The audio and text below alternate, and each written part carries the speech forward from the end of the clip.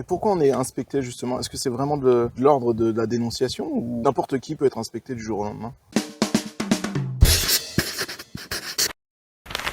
Alors, il peut y avoir de la dénonciation, mais ils ont aussi des objectifs en matière de nombre d'inspections, notamment sur les ICPE, les installations classées pour la protection de l'environnement. Ils ont des objectifs de nombre d'inspections par type de site. Donc, de toute façon, ils ont leur programme annuel et voilà, faut qu'ils en fassent tant par année. Ce qui fait qu'un site Seveso, par exemple, il est inspecté en général au moins une fois par an, si ce n'est pas plus. Les sites à autorisation, on est plutôt sur 3 ans. Enregistrement, peut-être un peu plus. Déclaration, ça c'est très rare, mais en parallèle, on a les contrôles périodiques que doivent faire les exploitants auprès d'un organisme. Ça fait partie du jeu, juste pour s'assurer, voilà, il y a un petit peu de contrôle qui fait que ça incite la profession à rester dans le droit chemin, on va dire. En France, c'est ça, il y a la réglementation. Il y a vraiment ce game du pas vu, pas pris, c'est toujours intéressant.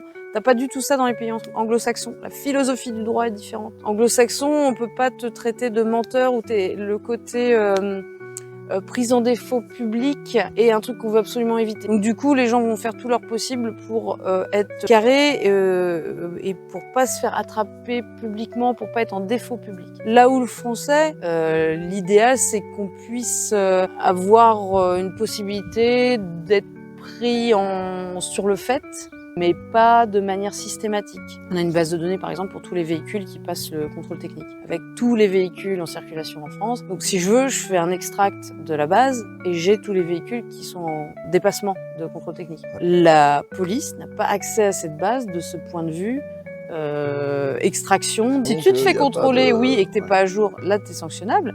Mais justement, la CNIL et la réglementation sur la mise en place de ces bases de données est faite pour que on puisse demander ponctuellement un contrôle, mais pas une extraction totale de la base qui ferait que depuis un bureau, on pourrait être sanctionné à distance. Ça, c'est le game en France. D'ailleurs, de toute façon, si vous avez des questions, n'hésitez pas à vous les poser, soit en message privé LinkedIn ou en commentaire. On fera un plaisir d'y répondre.